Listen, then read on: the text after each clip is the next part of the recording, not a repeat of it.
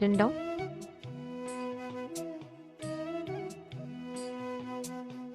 Okay, now understand, when learning about Mahasadashiva, one thing that all of us are going to be understanding or manifesting today, the experience that we're going to be manifesting today, is when the Panchakrityas, the understanding of Srishti, Sthiti, Samhara, Trobhava, all of that happens, we start manifesting the experience in our inner space.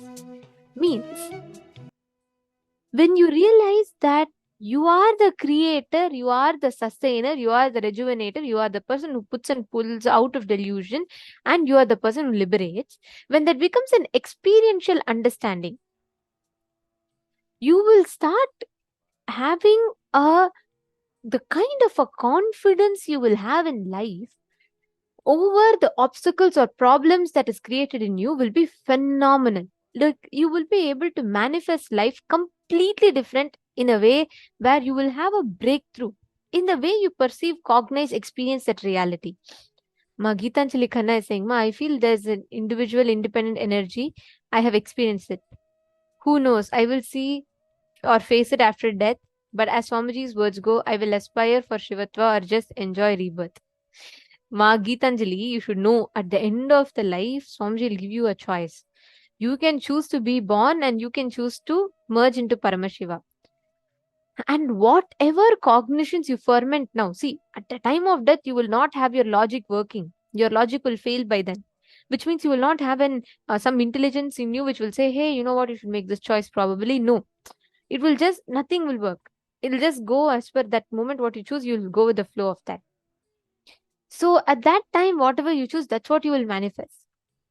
If you ferment the right powerful cognitions about life, you will manifest that as a reality for you. Okay?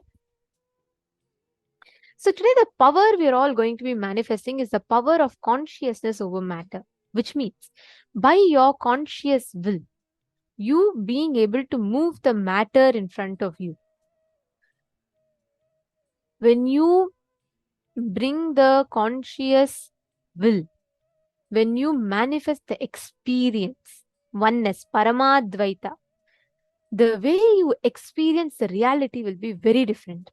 See, when you know you are the one who's creating, you are the one who's sustaining, when you experience Mahasadashiva in you, you will experience reality as something as part of your play.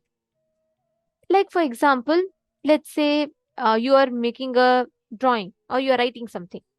Because you are writing something, you are creating a story. If you are writing a story, you know you have the freedom. Even if you don't want a character to be a certain way, you can say change the character.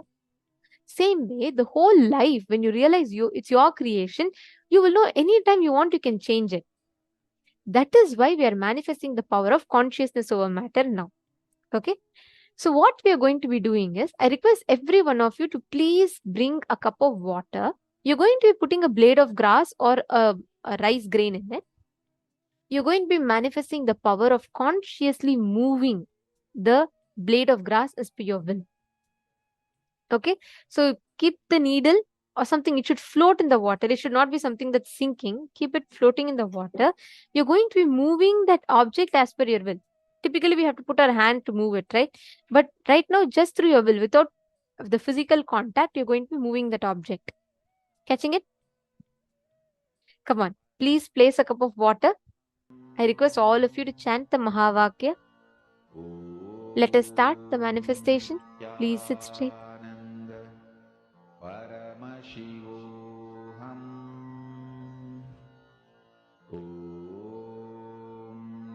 Nithyananda Paramashivoham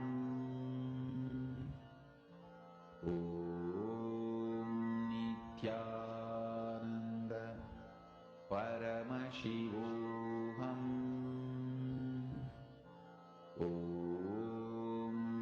Nithyananda Paramashivoham Nithyananda Paramashivoham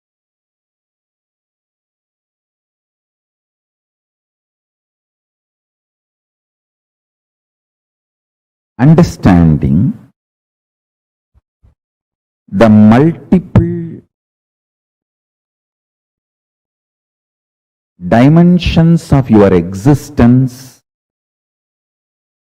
can coexist without chaos and prioritizing simultaneously, spontaneously in you makes you chaos free, stress free, tiredness free, incompletion free, worry free. Listen, I'll explain. Very simple thing I can tell you. Visualize yourself with the 25 heads of Paramashiva, 75 eyes. Now decide all your problems, difficulties, business, everything. You will think through these 25 heads and find solution. Please listen.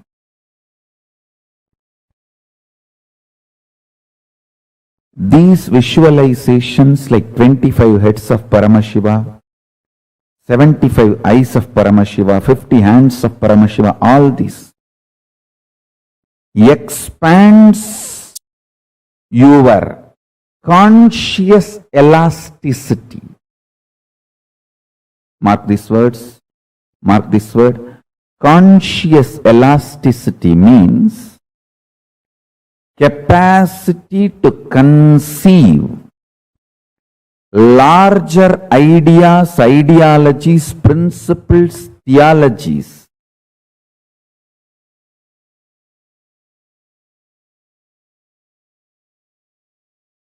Let me come back to the subject I was talking. Visualize you with 25 faces. I tell you, every day you are also doing all these 25 actions. You are creating something, you are maintaining something, you are rejuvenating something, you are pulling yourself out of delusion sometimes, you are liberating yourself sometimes.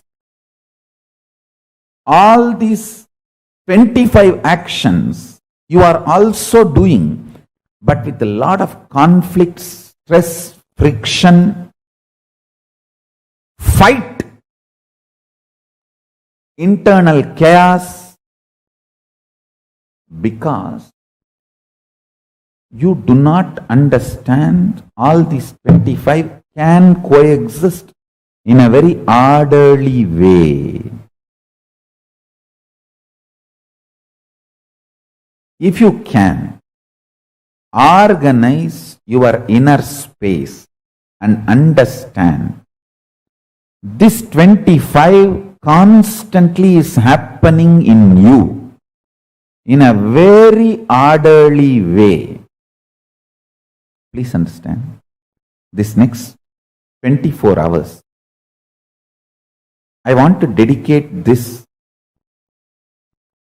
I want to dedicate it to this one principle. All of you sit and pen down, think, do Vakyartha Sadas on this one principle. How you are doing all these 25 actions of Paramashiva in your life every day. Understand? Macrocosm is Paramashiva, microcosm is you. You are the microcosmic version of macrocosm Paramashiva. Brahmanda is in Pindanda. Brahmanda is Paramashiva. You in your body, in your Pindanda, is direct version, reflection, representation of that Paramashiva in all his glory, capability, possibility and powers. You are blueprint of Paramashiva. conscious elasticity. If you visualize you with all these 25 phases of Paramashiva, the different aspects of your life, your capacity to keep everything integrated to your consciousness is conscious elasticity. If you feel these 25 phases, heads of Paramashiva is on your head, the neck muscle actually keeps all the heads integrated to your body. Same way, the conscious elasticity is the neck muscle keeps all these 25 phases and paces of you, keeps integrated to your consciousness. Understand? All of us are doing these 25 activities. You are creating, maintaining, maybe in small scale, destroying, putting in delusion, pulling out of delusion, liberation. All of us are doing. See, when you give a consolation, a loving smile, or a simple loving hug to a friend, you are liberating that person from suffering. So every day, knowingly, unknowingly, all of us are doing all these 25 activities. If you are in chaos, disorganized, you suffer as bandha jiva, bound soul. If you become organized, understand this 25 phases of you is part of you and integrate them by building a conscious elasticity, you become Paramashiva. Unclutching strengthens your conscious elasticity. Your ability to be a creator or rejuvenator or liberator or destroyer or deluder, all your dimensions will be in sync if you know how to be unclutched.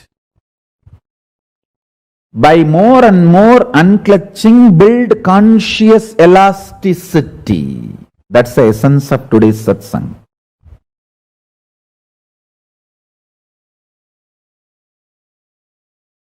When we meditate on powerful cognition, our thought current also changes immediately. Mohit Chandani, listen.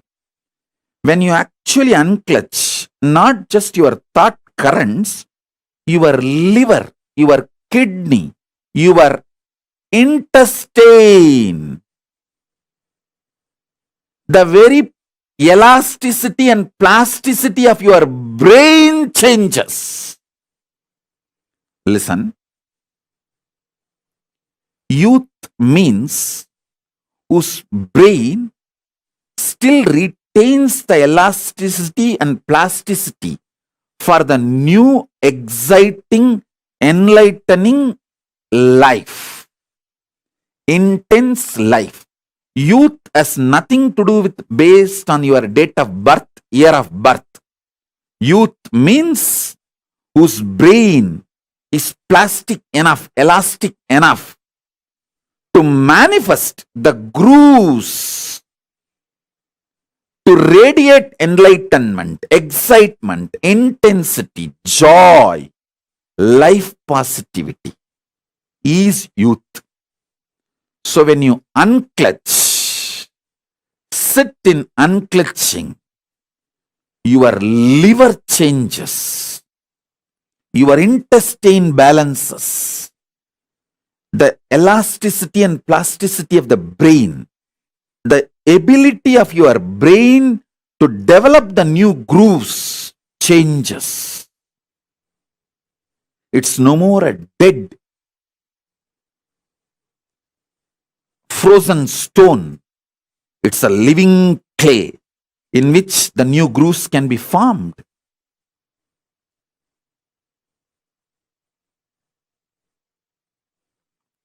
Youth is a person who can get inspired, who can get excited, who can really awaken himself for developing the grooves of enlightenment.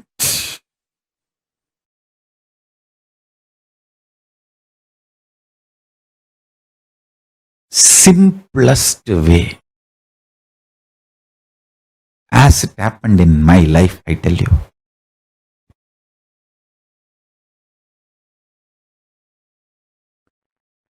I just know my Guru is Paramashiva and I am committed to him. I'll do it. That's it. Understand?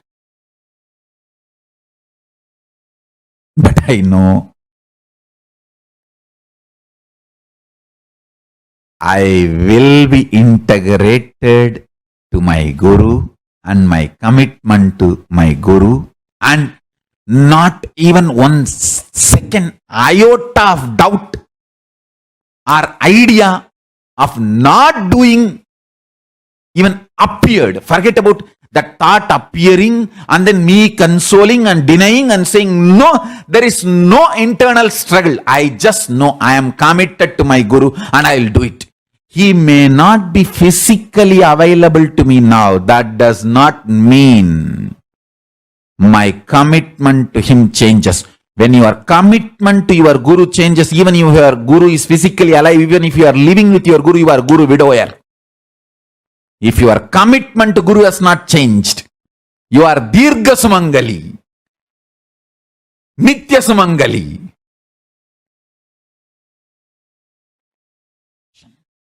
I am committed to my Guru and his word to revive the enlightened civilization, KAILASA, on the planet Earth. I'll do it. I will continue to strategize, and I also know very strongly I cannot be destroyed. I am Akshaya. Because my Guru is Akshaya. I am committed to him and he is in me. He has given me that oneness. I am Akshaya. I cannot be destroyed. I'll do it.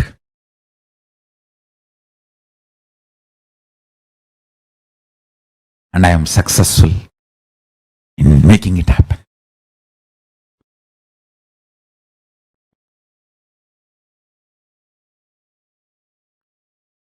I tell you,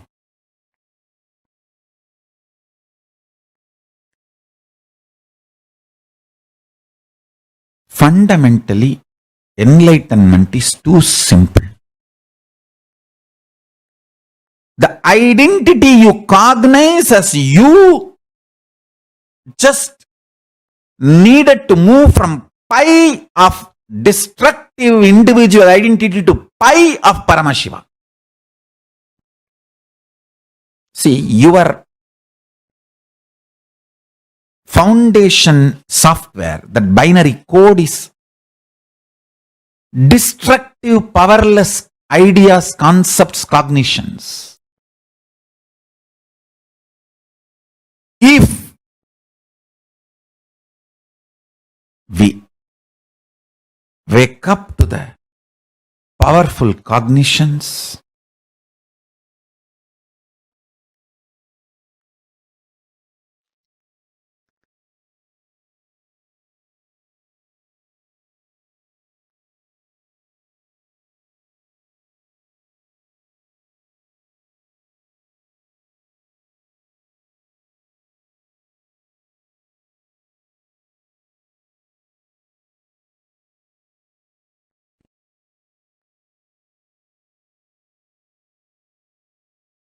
I tell you,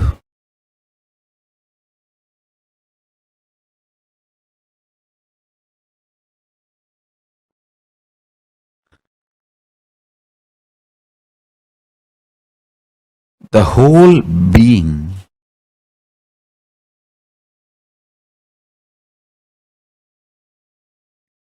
you will move in right direction. Understand? If you are moving in wrong direction, even your success is a struggle.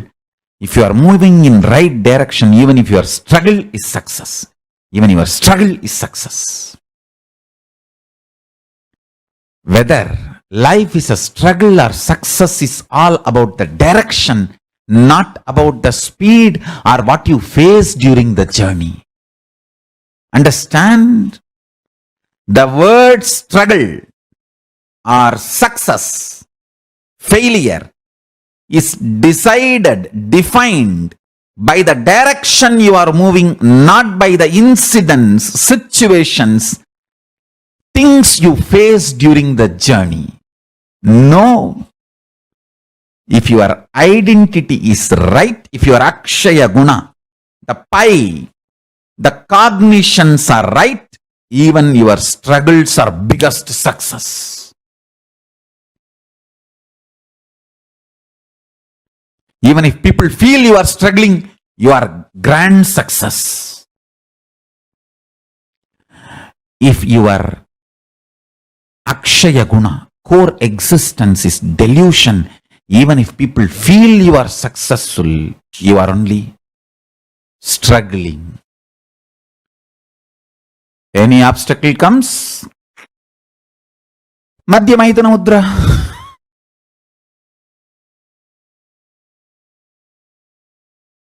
Neither internal nor external obstacles can come. No. Over. Understand?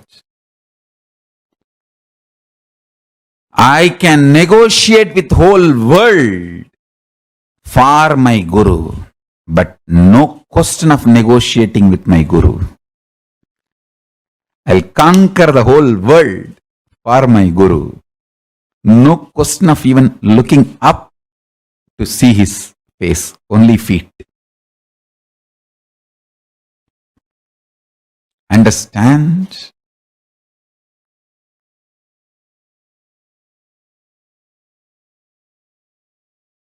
Pi of Paramashiva is Guru. If you negotiate with the core concept Akshaya Guna, then when are you going to reach and be integrated and strategize for it? Strategizing for your enlightened identity is living enlightenment. Strategizing to live and manifest your enlightened identity is living enlightenment.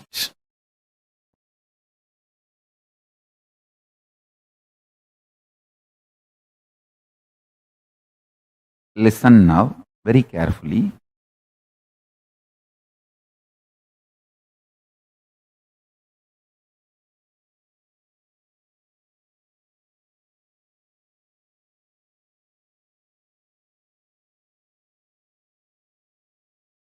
If you make a conscious intention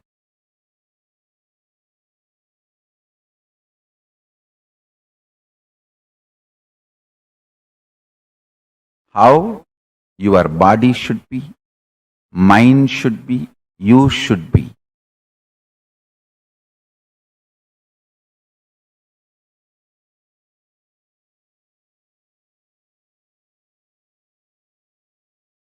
That conscious intention is the reality of you in the highest cosmic space, KAILASA, the state of Turiyatita. So, once you make a conscious intention, after that, all the time you rest within you, unclutch. that conscious intention starts exploding in you.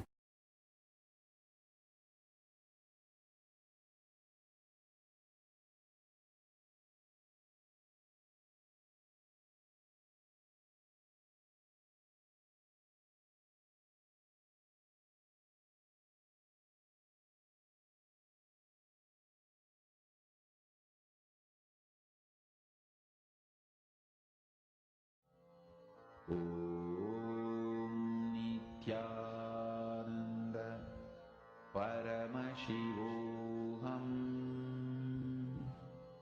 Om Nithyananda Paramashivoham.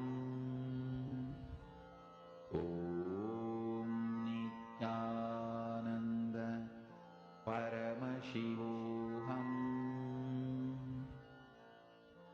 Om Nithyananda Paramashivoham. Om Nithyananda Paramashivoham. Mahamahāvāgya, spiritual lullaby for samadhi. And Suprabhatam, wake up call, wake up song for Paramashiva. This Mahamahāvāgya is spiritual lullaby for you to fall into samadhi. Suprabhatam, wake up song for Paramashiva to wake up in you. Just remember this one powerful cognition. This Mahamahāvāgya puts me in samadhi. This is spiritual lullaby for samadhi. And Suprabhatam, wake up song for Paramashiva in me. For Paramashiva to manifest. With this one spiritual powerful cognition, chant this Mahamahāvāgya.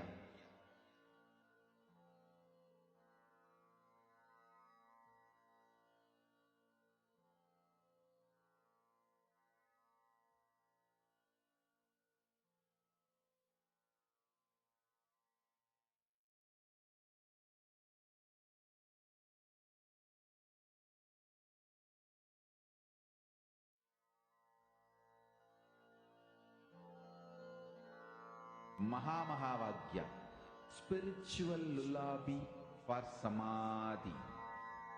And Suprabhatam, wake up call, wake up song for Paramashiva. For Paramashiva to manifest.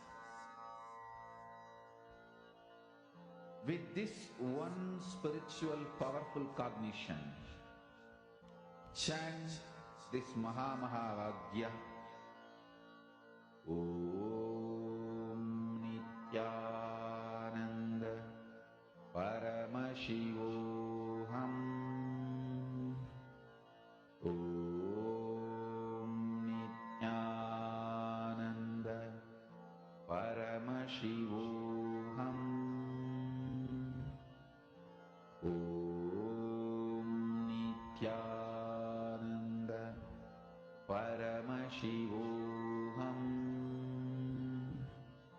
Om Nithyananda Paramashivoham. Om Nithyananda Paramashivoham. Om Nithyananda Paramashivoham. Om Nithyananda Paramashivoham. Om Nithyananda Paramashivoham. Om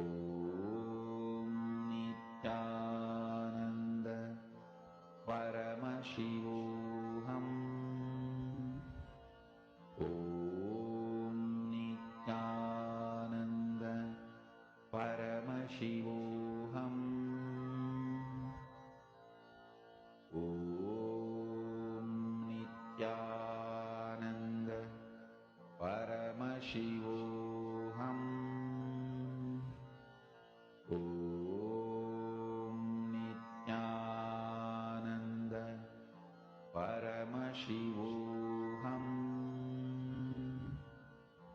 Om Nithyananda Paramashivoham.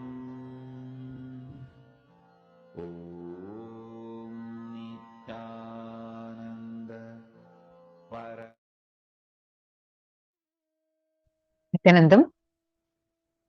Hope all of you understood what is conscious elasticity. How many of you clicked with what is conscious elasticity? What is conscious elasticity? Come on. Swamiji had elaborately explained this. Anyone here who is coming for the very first time, see, this is Paramashivoham Level 3 program. So if any of you are coming here for the very first time, we are teaching a lot of advanced syllabus, advanced topics. So do let us know. That way we could help you understand it better, because it will take some time for understanding it. If you don't understand something, please do let us know. Okay. Laurent, you're saying you do not know. Okay, I'm going to explain to you all now.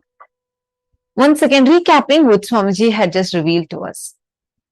See, the ability for us to be able to cognize subtler and subtler truths. See, anytime you are cognizing the most subtler and subtler truths about the existence, universe, the conscious elasticity in you increases. This conscious elasticity is literally your ability to be able to involve with life, to be able to perceive life, cognize life, and without getting reactive, getting agitated or reactive with anything that you are doing. The ability for you to be so expansive inside of you, where just the way you are, the way you cognize the things, the kind of powerful cognition. How many of you feel like just sitting and sitting in the sessions, listening to Swamiji, or during the darshans, you just feel like something is happening in you. You're just expanding, expanding, expanding. How many of you have this feeling? Oh my God, what's going on inside of me? Why am I just feeling like something like it's so big? And you feel like, wow, like expanded. How many of you feel this?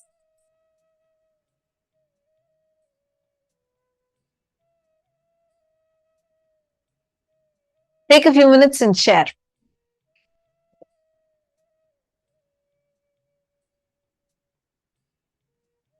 How many of you feel like, wow, this is just too much? Like, what am I having? I'm just experiencing so much.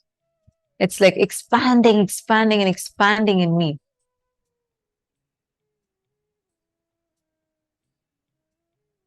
That feeling is coming because the conscious elasticity in you is increasing. Now, take a few minutes to cognize how you are doing these 25 things in your life.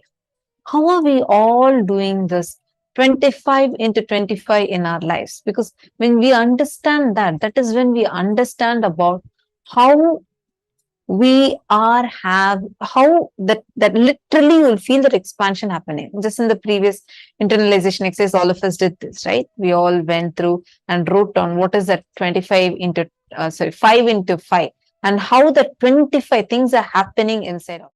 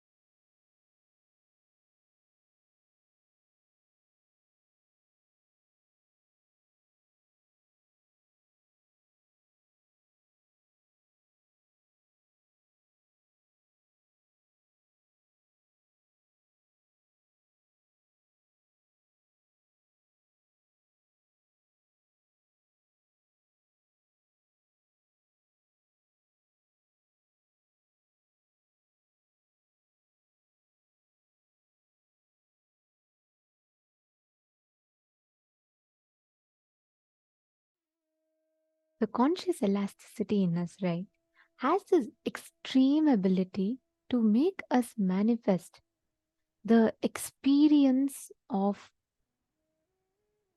having the higher powerful cognitions in life. Listen very carefully. Whenever you manifest, whenever you experience the space of Paramadvaita, oneness, whatever you call it, have you all noticed how you suddenly feel like your inner space expands? Suddenly you'll feel like, oh my God, yes. Understand, every time you understand about life, you gain a new understanding about life, the way you cognize life completely changes. You're able to hear me better now, ma? Are you all able to hear me? I'm seeing some of you saying that voice is less, voice is soft.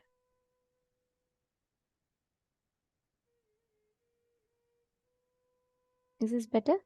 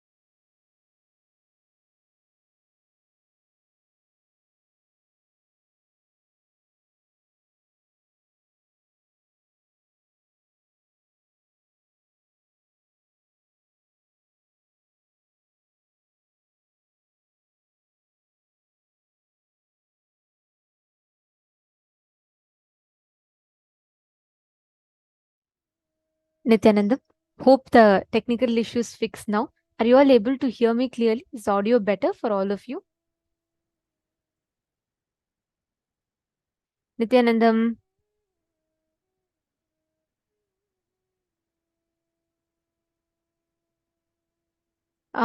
Okay. This room had the issue. Yes. Ma Jessica and Ma Vimala, I'm sorry, Ma. We have muted Ma Michael. We have muted Michael Borowski. I request all the participants to please mute yourselves. Please check. Do not unmute. Yes. So now you will all not have this issue anymore.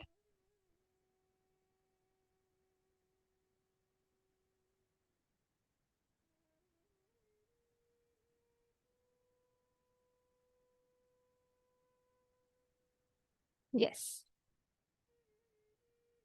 Now it will be fixed. Ma Prema Karani. Okay. Thank you. Ma Virupaksha.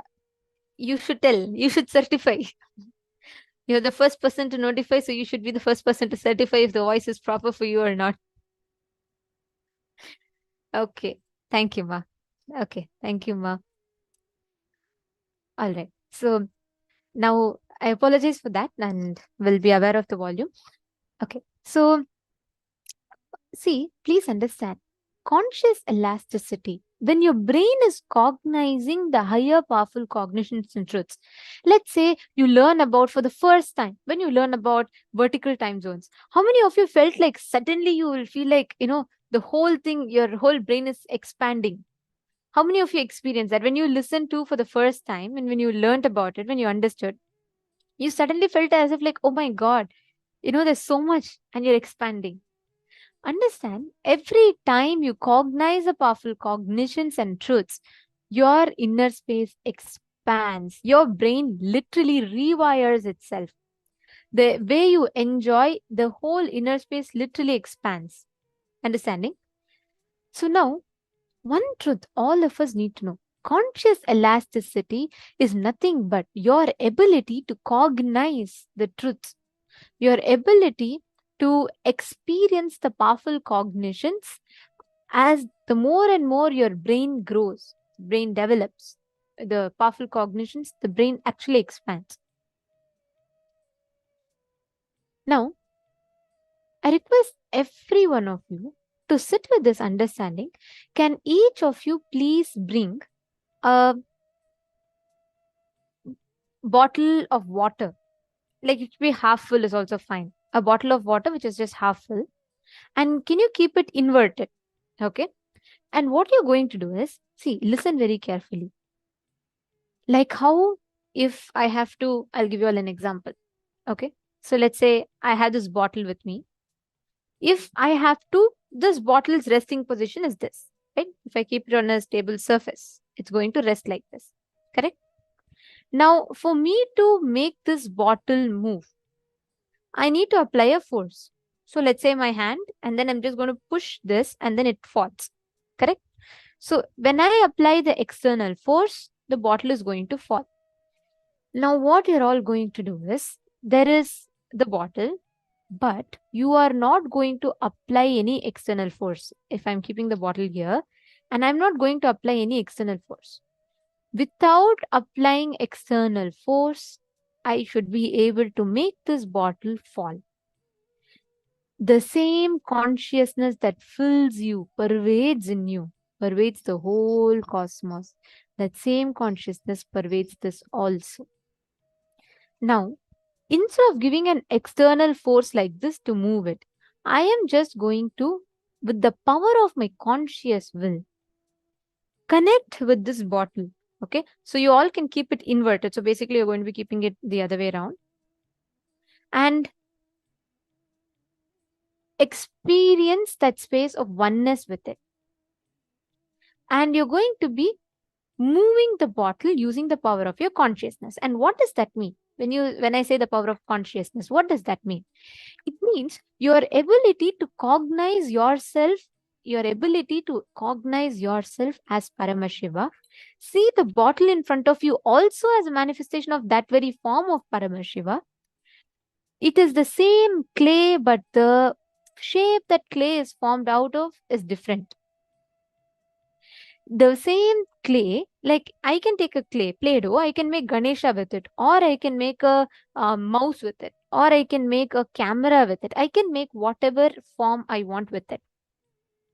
What do you want to make with that? What form do you want to shape that clay into?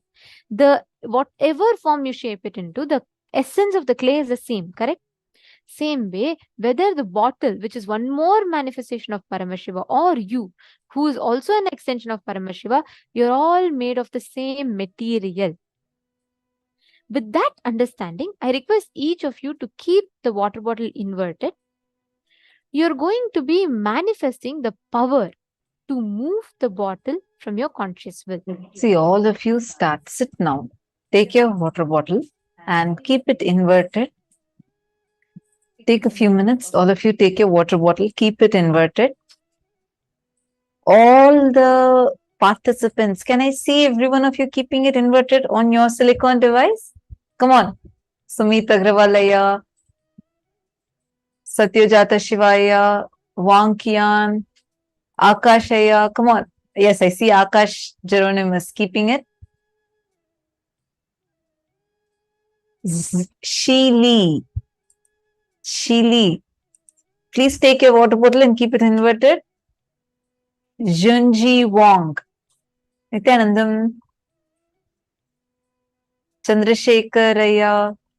Alex.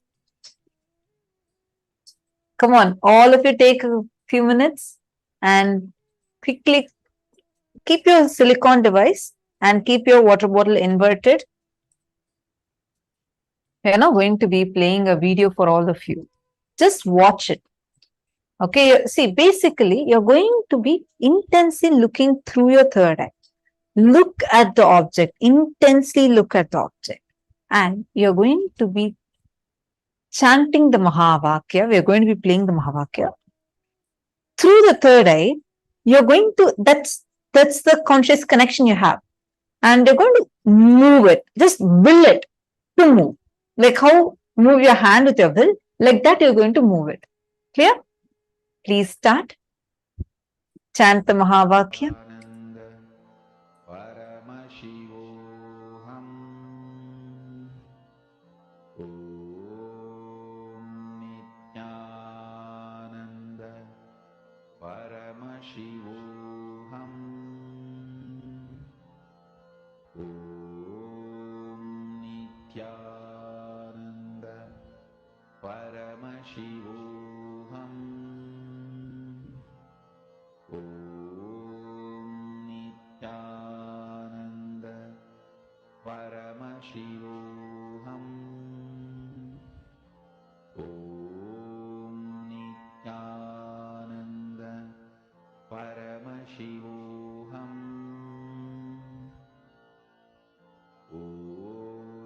Om Nithyananda Paramashivoham Om Nithyananda Paramashivoham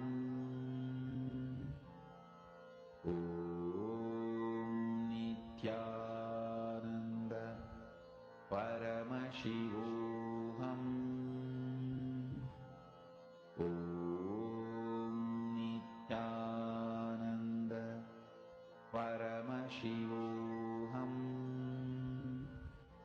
Om Nithyananda Paramashivoham